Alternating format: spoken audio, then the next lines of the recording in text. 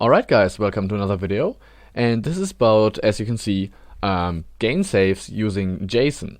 And yeah, Zar, or I don't know how to pronounce it as usual, requested this video, and I can't do all that you requested in one video, but well, I'm actually trying to, so we'll get a little bit of JSON so that we can just serialize some objects, and we'll use that, well, to save a game state, or well, not really to save a game state, but to save the state of a sprite.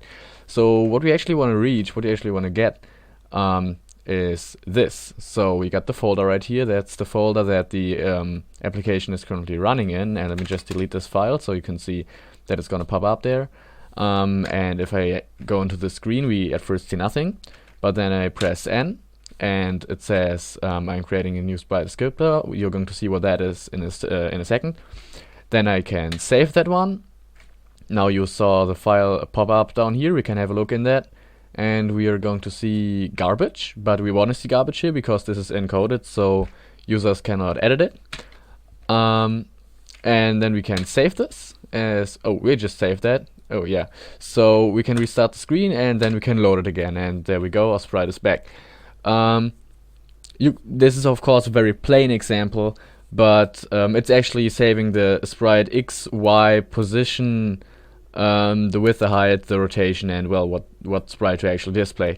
So you can I'm sorry use this to basically save anything about your player, where he is, his money, his life, his level, I don't know.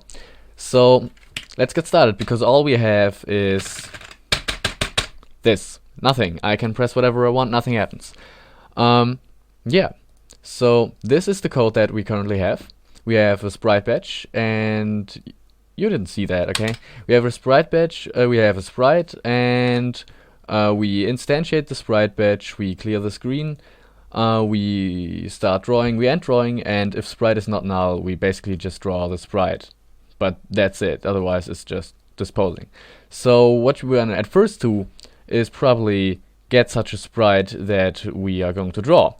But as you just saw here, there was something about the sprite descriptor, and that's something that doesn't exist because we still have to write it. So instead of actually just creating the sprite and then saving the sprite and deserializing the sprite again, we want to just serialize a class that describes the sprite's state, if you can imagine something from what I just said. So that's because, have a look at what the sprite all has. It has these vertices, color, x, y, blah, blah, blah, rectangle, and this dirty boolean. We don't need that at all for anything. This stuff, we just don't need all of that.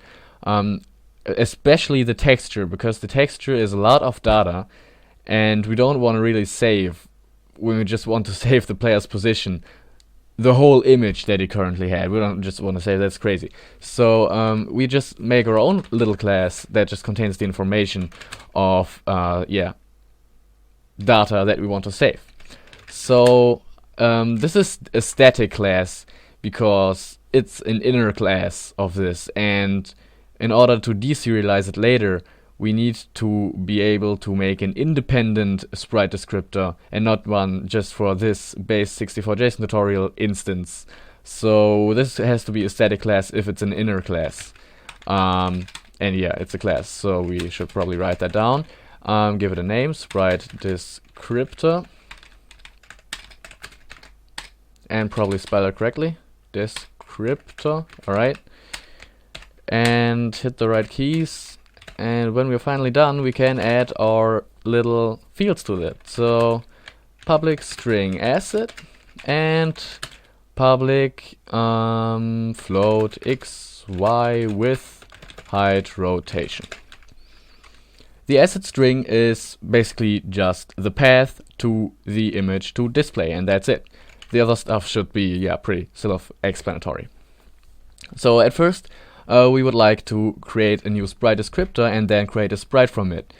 Saving, we can use the saving and loading stuff later. So let's say we have a method that says public sprite descriptor new sprite descriptor. Yeah, just, I don't know, like that. And it's just going to create some random sprite descriptor for us. So a sprite descriptor, let's just call it desc equals a new sprite descriptor. And then we want to set these few fields. Actually, we want to return the thing, so the method is happy. And descriptor.asset is going to be the string to the actual image. So let's say image, what's it called? Test image.png. And desk.x equals, well, let's actually not say 0, that's boring. Let's say 50. Desk.y equals 100. Desk.width equals, and now what does width equal? Because of course we can just say 100 or something, because I know that the size of the texture is 100, and we might also want a different size. But what if we actually didn't know the size of the asset that we just defined up here, but we wanted to set the size to the original size of the asset? Well, we would have to get the texture first in order to be able to say texture.getWidth at this position here. So let's remove that here and say we want to load the texture first. And where do we load the texture to? Well, into the sprite descriptor, like this. Public texture. But you probably got it already. There is a problem here, because I just said we want to use a sprite descriptor because we do not want to serialize the texture. Well, that's true, but have a look. In the sprite class, which extends the texture region, the texture is just like a normal variable just in there. But we are going to say transient texture. So what does this transient mean? You probably haven't heard of it yet. And well, if you did, I don't have to explain it, but if you didn't, the transient keyword is a normal keyword in Java, which is recognized by serializers. And if it is transient, if a field is transient, it means that it should not be serialized. So the serializer, the JSON LibGDX serializer, is going to go through all these fields of the sprite descriptor and say, oh yeah, x and y, width, height, rotation, all fine. Let's put that in JSON. Let's put this string here in JSON. Let's put the texture in oh, what's that? It's transient. Okay, we'll skip that. So that's what the transient keyword is for. Pretty useful in our case. So we're just going to say description.texture equals a new texture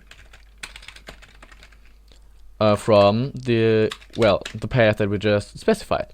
And now we have a texture ready at our hands to say description.width or descriptor or whatever equals the texture's width. The same for height. And yeah, we are ready to return the descriptor. Now we have a sprite descriptor and we have the texture, but before we continue, we want to make sure that we dispose this texture. So let's say it's not really necessary, but just to point out that this thing should be disposed, let's say we implement the disposable from libgdx, and this is going to give us this one method here, dispose, and we're going to say texture.dispose, and we're done. So just that we know, make sure to dispose that. Okay, so actually we now have the possibility to get sprite descriptors, but we don't really use them anywhere, so that's kind of boring. Let's say in the show method we actually want to create a sprite from the sprite descriptor. So where is that going to happen?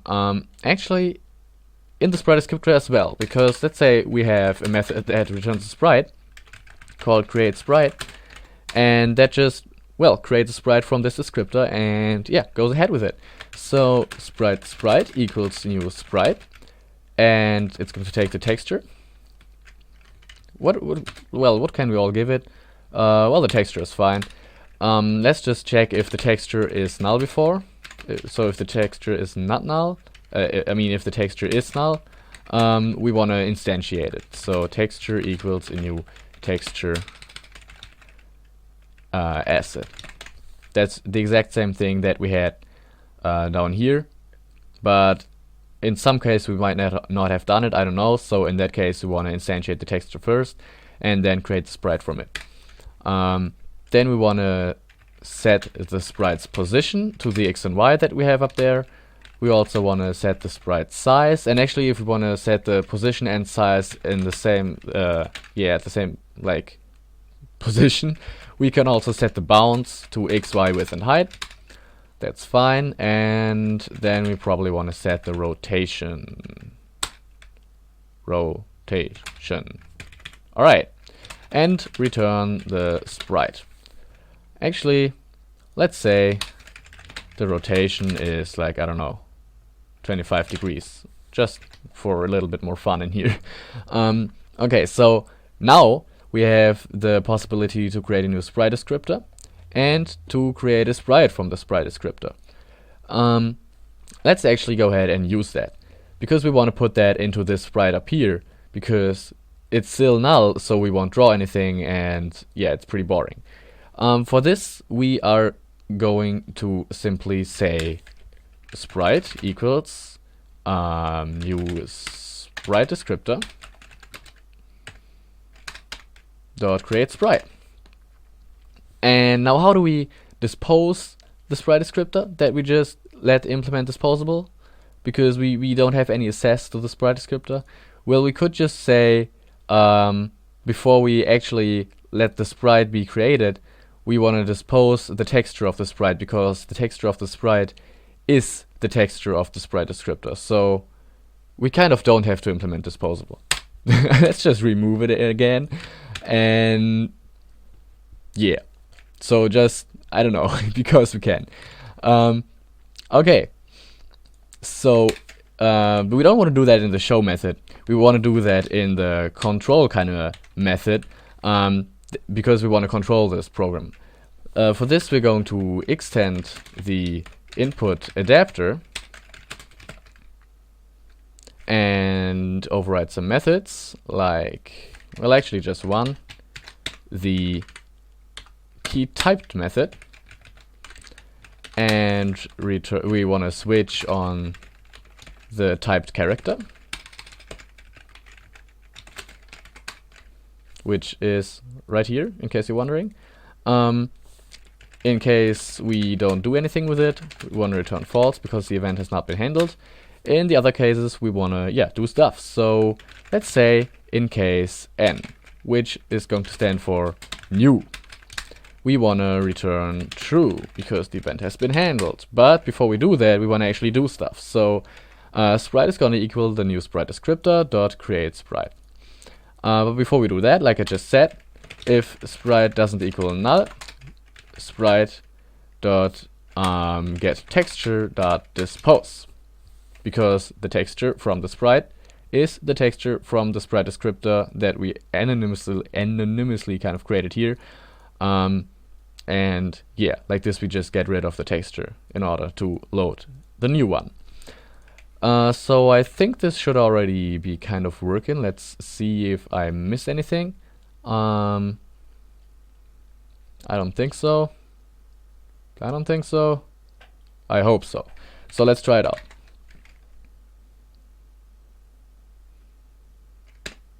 Okay, so now if I press N, there should be a sprite popping up in the left of the screen.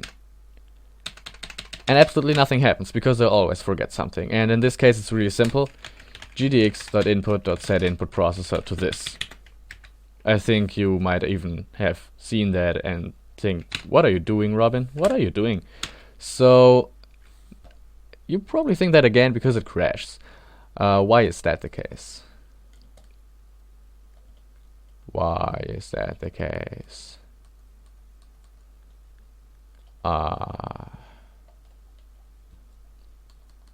Here. He has a problem right there.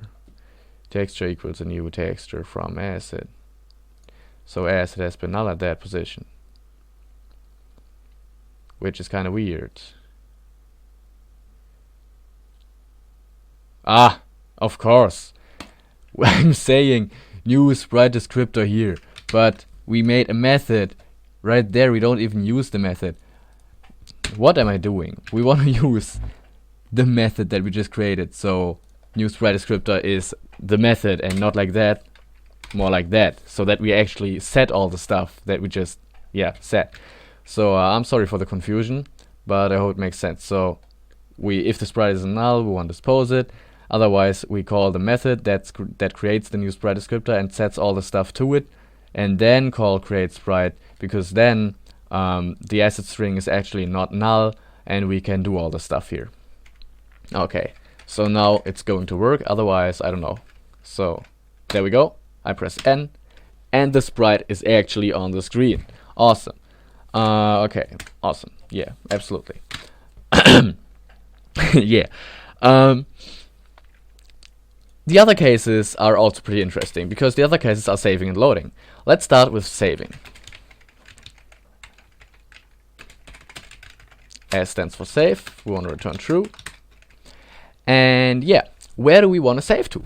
That's a first interesting question. But before we actually save anything, it would probably be nice to get the JSON string that we want to save. So let me just show you how we do that. We create a JSON called JSON. And let's actually put this into another method, like save. Awesome name, I don't know. So public void save. And we create a new JSON. The JSON is the actual JSON class from LibGDX. Just like that, new JSON.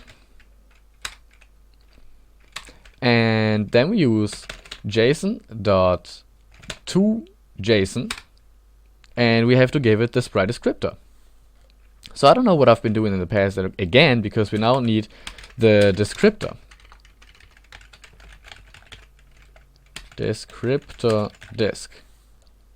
So instead of just throwing in somewhere here, we probably want to have a field right here.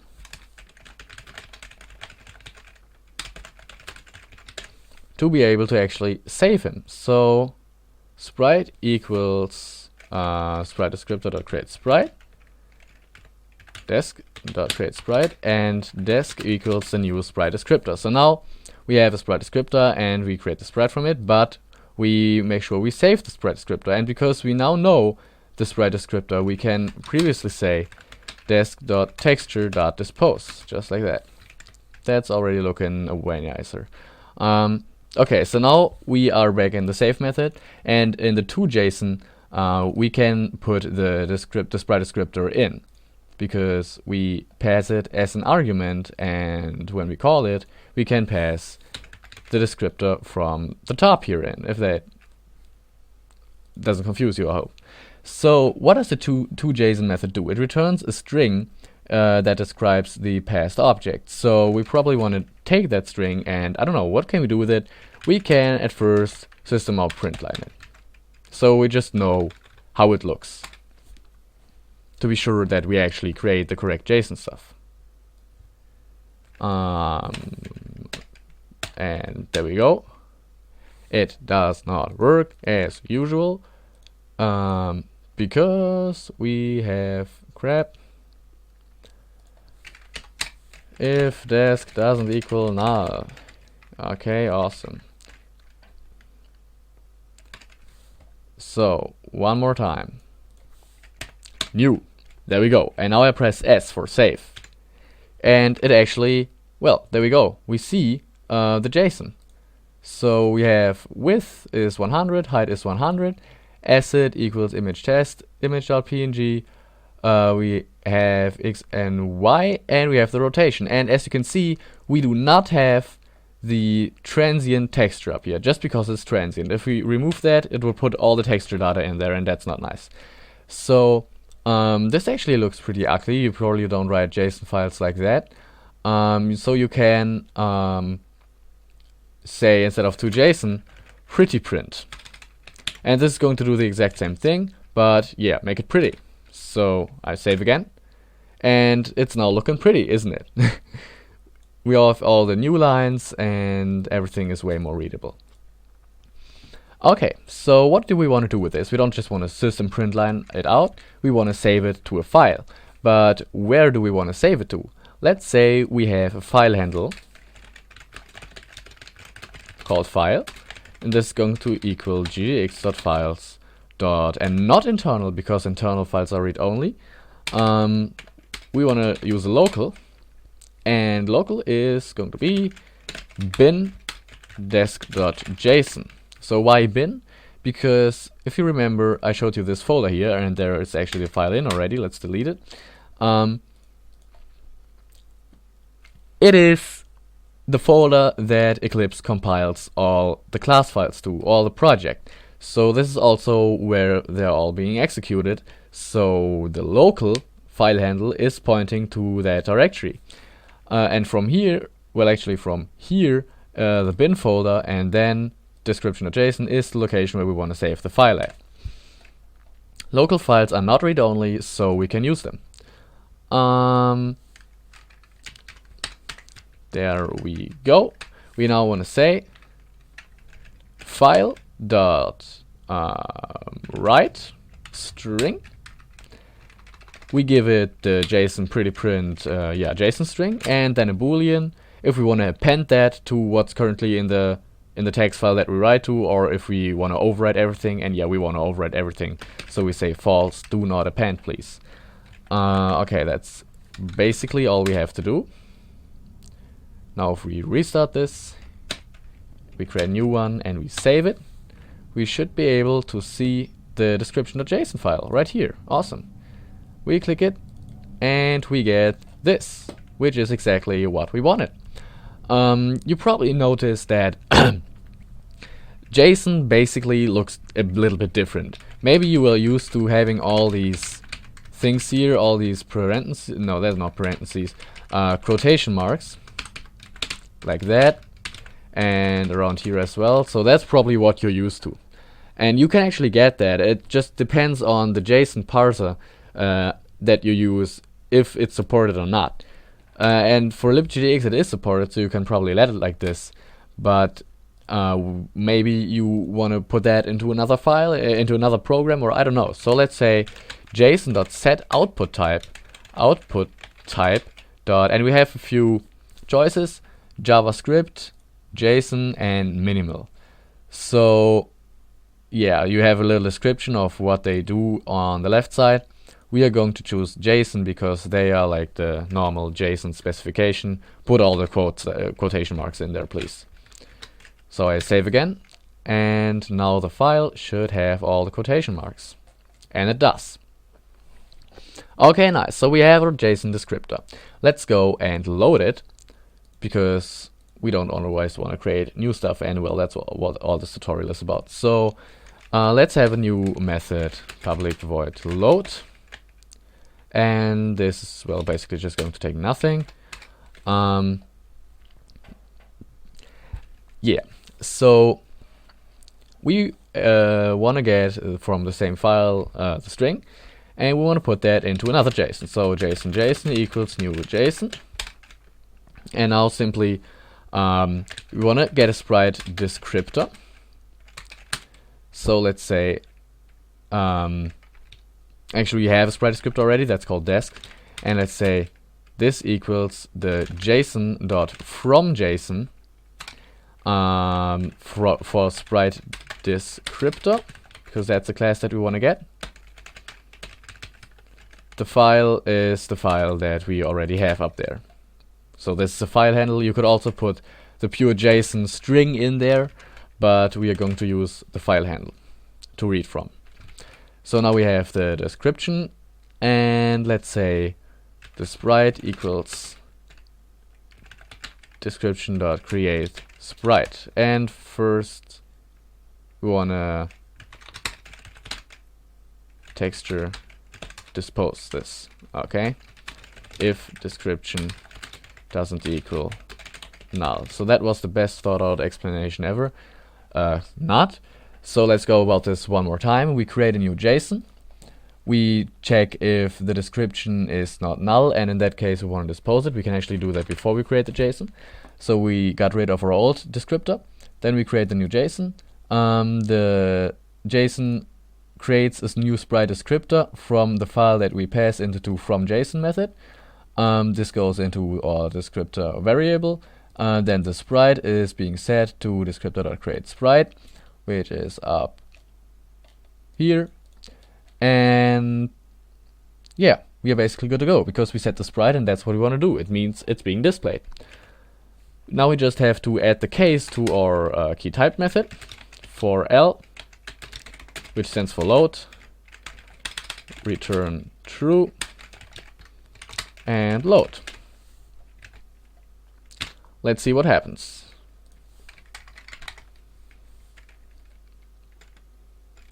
There we go.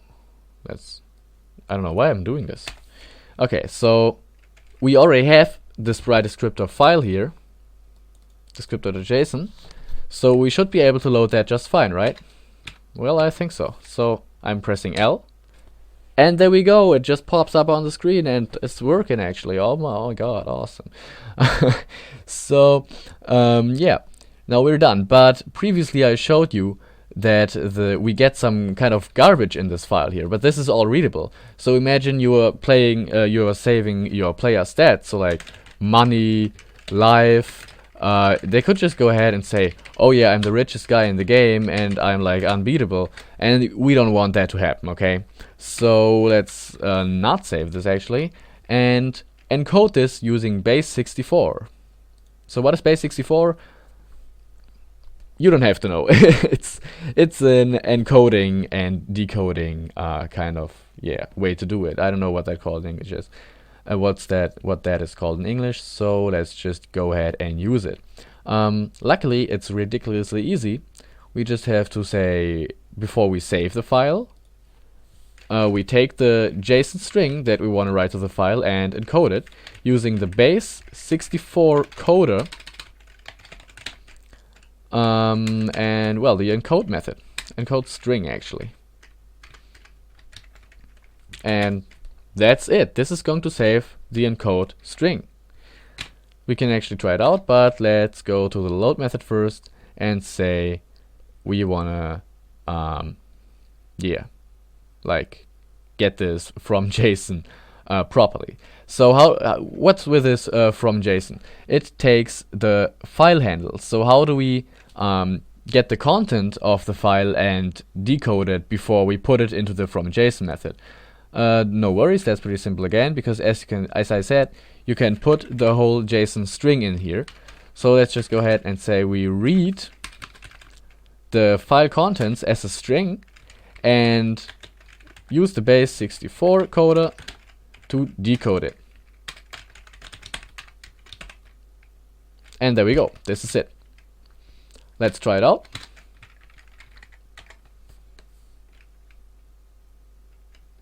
And a new one, or we could also load it. Oh no, we couldn't because we messed it up, because now he's trying to decode a base64 encoded string, but it is not, it's just normal JSON. So let's just go ahead and create a new one, save it. Now we're going to see all the garbage in the description.json file. Epic, isn't it? And then we can load it again. Like, let's just restart the screen and press L, and there we go. It's loaded from the garbage you see in the background. Now that's kind of a lot of garbage because we use the pretty print method, and we can actually reduce that down because we don't care if it's pretty print or not. It's going to be turned into garbage anyway. So let's use the toJSON method, save this again, and the file is going to be a little bit smaller. At least in theory, yeah, at least in theory. So if you have like lots of saved data, you probably want to do this to keep the file small. Okay, we can actually load this. I proved this to you by pressing L. You cannot tell I really press it, but I actually do. I hope this kind of cleared stuff a little bit up, even though I was kind of messing up all the time, but I'll put the code into the description so you can go ahead and read through it slowly, and just it's basically really not this simple. Actually, all that we talked about is the transient keyword, the encode string method, the decode string method, read string method, which is really not complicated, then the toJSON and from JSON methods. So it's basically just like 4 or 5 things that we discussed using this kind of example. So I hope you enjoyed this video. Make sure to, I don't know, stick around. And I'm hopefully gonna see you in the next one. Until then, have a good time and thanks for watching.